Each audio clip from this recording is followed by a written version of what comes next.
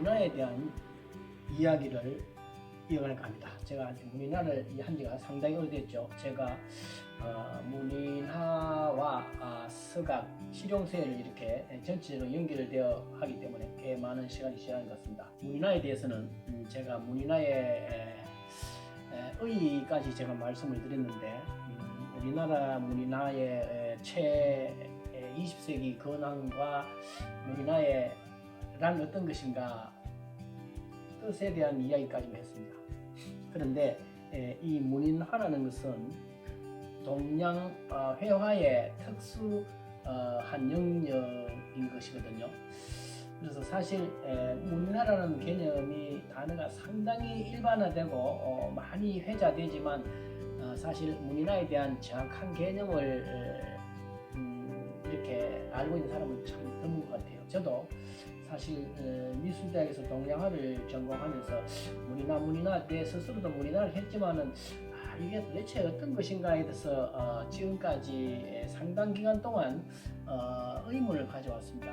그런데 어느 곳에서도 그 문인화에 대한 제대로 시원한 해명을 해주는 책이나 자료들이 그리 많지가 않았던 것 같아요. 그래서 어떻게 보면 문인화에 대한 개념에 대해서 내가 관심을 가지고 작업을 제가 했기 때문에 그러한 문인화의 한 영역을 제가 또 작업을 했기 때문에 거의 오랜 세월 동안을 저는 문화에 대한 개념과 역사에 대해서 관심을 가졌습니다. 그래서 제가 이 문인화라는 수업을 일단 했기 때문에 지역적인 문인화의 이런 실기 영역을 가지고 이야기하는 것이 아니라 근본적인 문인화를 크게 이해할 수 있는 면에서 좀 이론적인 것을 보완을 해서 그 개념을 정확하게 아는 것이 중요하다 이렇게 생각해서 제가 문인화의 이해를 조금 더 거시적으로 하기 위해서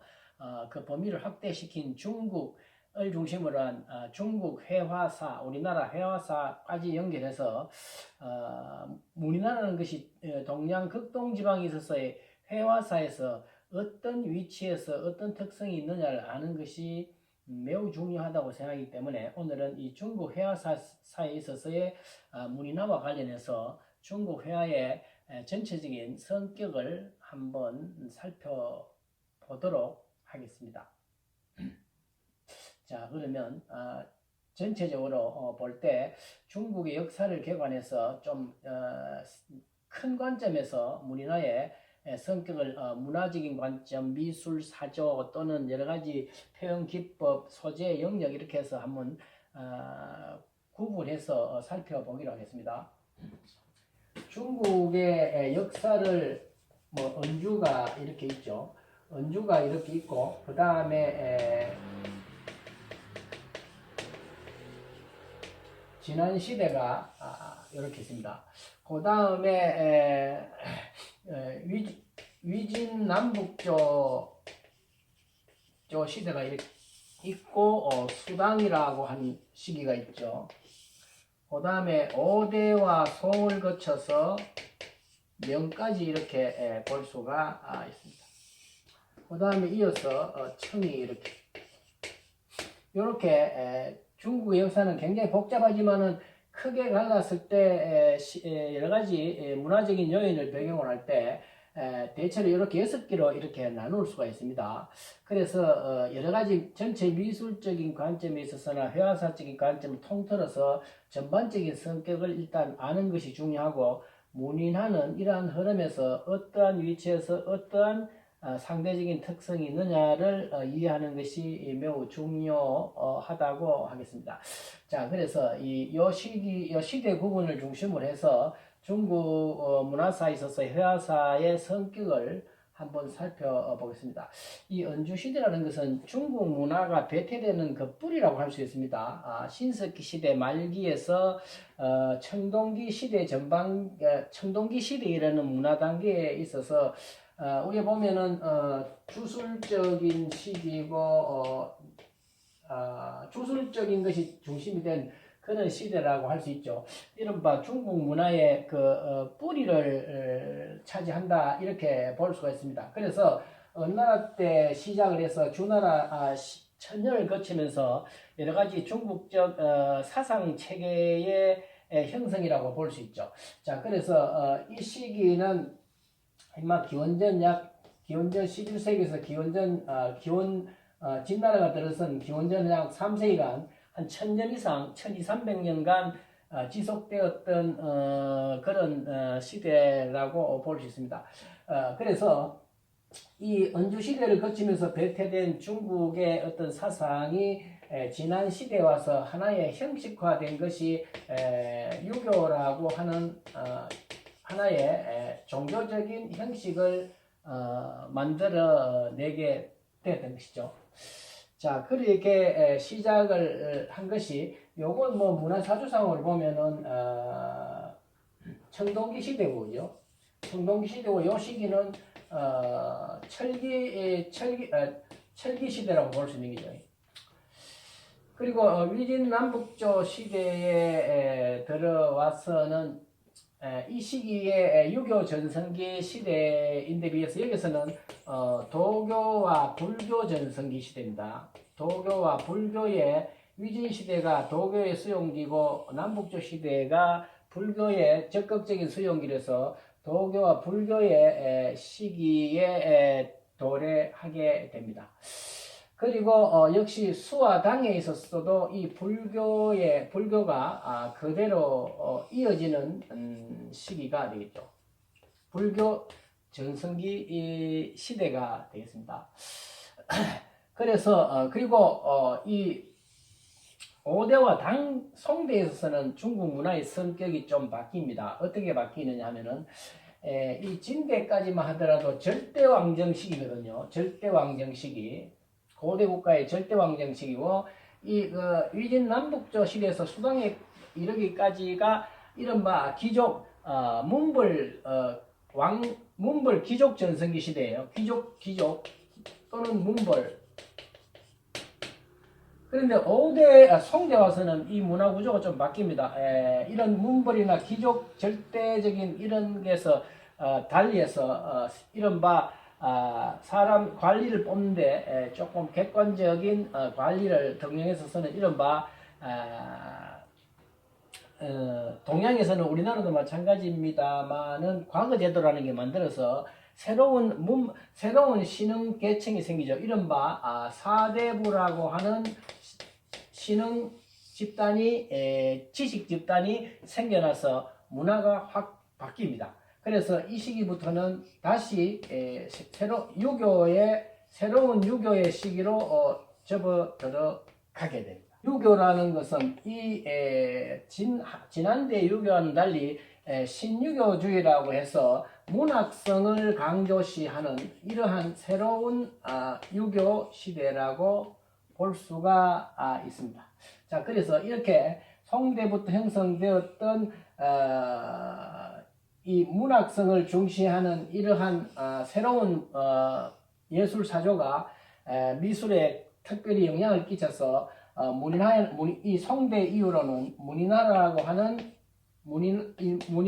하는 특정적인 회화 양식이 성립되게 되는 결정적인 이유가 됩니다. 그렇게 시작한 것이 송대로부터 명대와 청대에 이르기까지 계속 지속적으로 발전을 해 나간다 이렇게 볼 수 있습니다. 그래서 전체적으로 볼 때 이 문인화가 이 송대 이후에 그 전에서 뿌리가 있긴 있습니다만은 송대에 있어서 이른바 문학성이 중시되는 신유교주의가 대두됨으로 해서 문인화가 결정적으로 발전을 하는 큰 요인이 되었다는 것이 사실 굉장히 중요한 사실이라고 하겠습니다.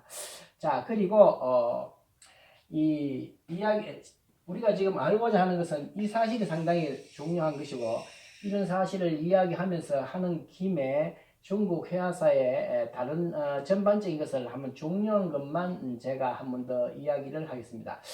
그림을 그리는 내용 있죠. 보통 소재라고 하죠. 소재를 중심으로 이야기도 할 수가 있고 그리고 미술의 성격을 중심으로 또 볼 수도 있어요. 보통은 사조라고 이야기합니다. 미술 사조. 자, 이 두 가지를 조금 곁들여서 우리나라와 관련이 되기 때문에 한번 살펴보겠습니다. 중국 미술에 있어서의 그림의 미술의 소재로서는 어떤 것인가 시대적으로 좀 틀리는데, 이 은주 시대 때 주술이 중심이 되었던 은주 시대 때 미술의 소재가 된 것은 주로 동물입니다. 동물. 이것은 중국 미술뿐만 아니고 모든 서양에 있어서 서양 미술 사주도 마찬가지입니다. 청동기 시대에 있어서의 가장 표현의 중심이 되는 영역이 동물을 소재로 한 이른바 애니멀 아트라고 하는 동물을 소재로 한 그러한 미술이 공이 발전이 돼요.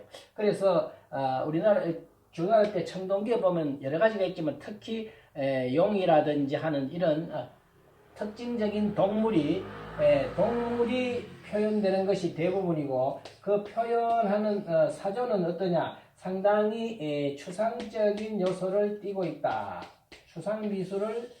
추상적 성격을 띠고 있는 동물 미술이 발달되어 있다는 것을 알 수가 있습니다. 추상 미술이죠. 그러다가 지난 시대에 들어오면서 이른바 전통 이 주술 신앙이 이른바 하나의 형식을 만들면서 유교라는 특정 형식을 만들면서 유교와 대두가 되면서 이 약간씩 동물에서 인물로 바뀌어지게 됩니다. 뭐 과학의 발달에 따른 관심의 변화라 이렇게 볼 수 있겠죠. 동물을 중심으로 하는 것이 인물로 바뀐다는 거죠. 인물로 바뀌면서 유교라는 것은 현세적인 인간을 중심으로 한 현실을 다루는 그런 영역이거든요. 그래서 이 굉장히 현실을 강조하는 인물화. 그렇기 때문에 있는 것을 있는 대로 그리는 사실주의적인 이런 미술이 회화가 성립이 된다는 거죠. 그래서 지난 시대 때는 인물화를 중심으로 해서 사실주의적인 표현으로 회화가 대두가 된다 하는 이것이 또 한 가지 시대적인 특징이죠.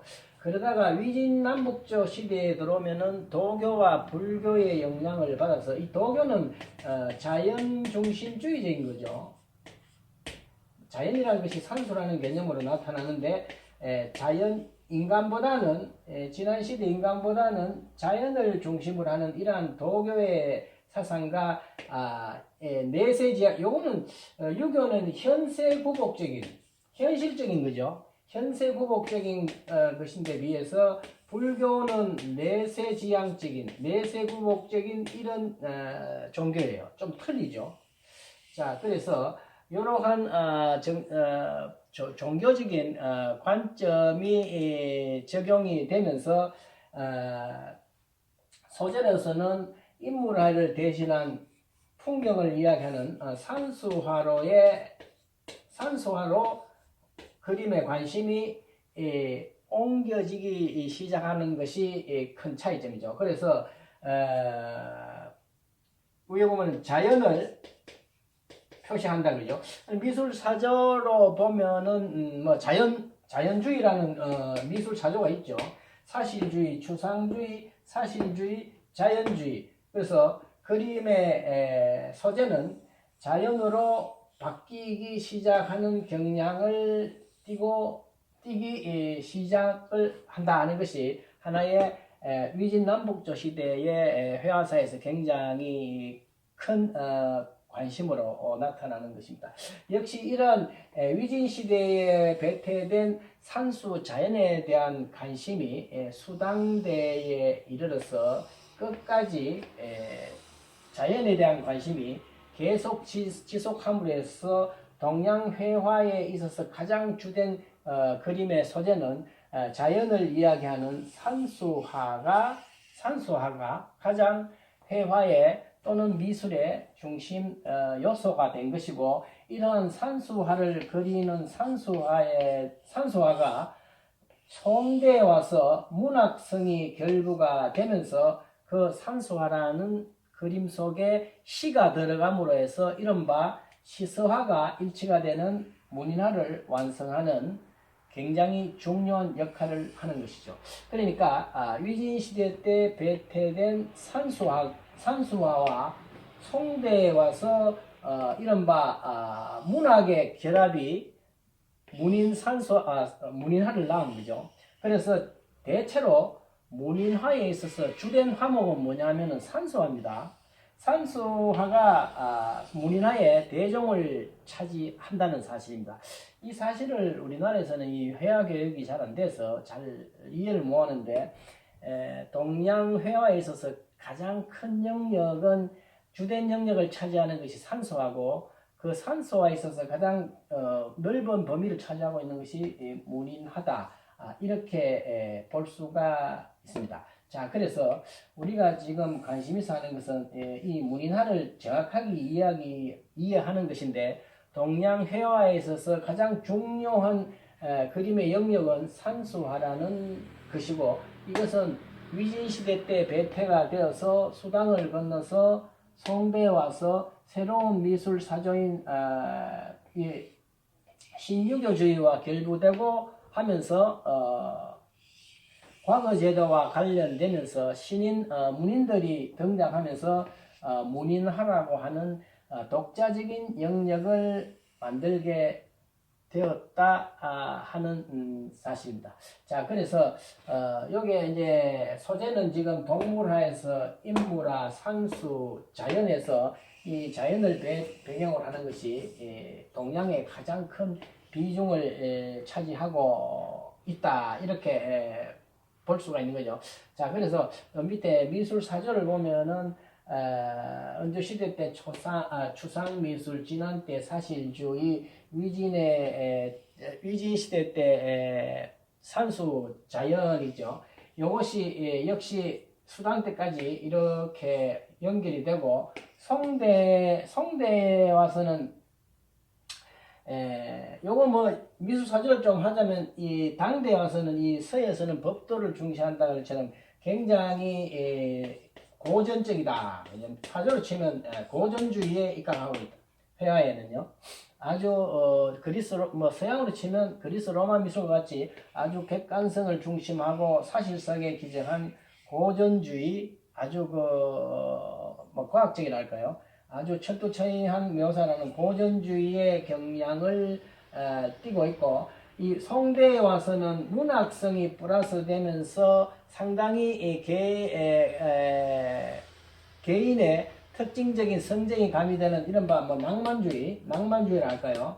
낭만주의의 어떤 성격이 대두가 되는 것이 또 하나의 특징이고, 이 청대에 와서는 상당히 서양의 미술사조가 수용이 되면서 개인의 특징적인 생각이 이 회화의 양식이 수용이 되는 이른바 어떻게 보면 상당히 인상주의적이라 할까요? 인상주의, 이러한 미술 회화 사조를 띠고 있다, 이렇게 볼 수가 있습니다. 자, 그래서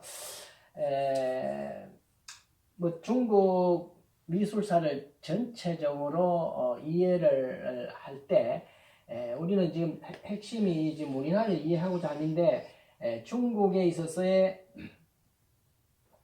회화의 주된 것이 동물화에서 인물화로 바뀌어서 위진시대에 배태된 산수 자연을 그리는 산수화가 당대를 거쳐서 송대에 와서 완성을 보게 된다는 사실이고, 여기서 그렇게 배태된 근본적인 배경에는 송대에 이루어진 새로운 신유교주의 아래서 배태된 이른바 과거 제도에 의해서 수용된 문인 세력이 그 그림의 주체를 담당함으로 해서 문인화라고 하는 아주 독창적인 회화의 양식이 결정이 되었다 하는 사실입니다.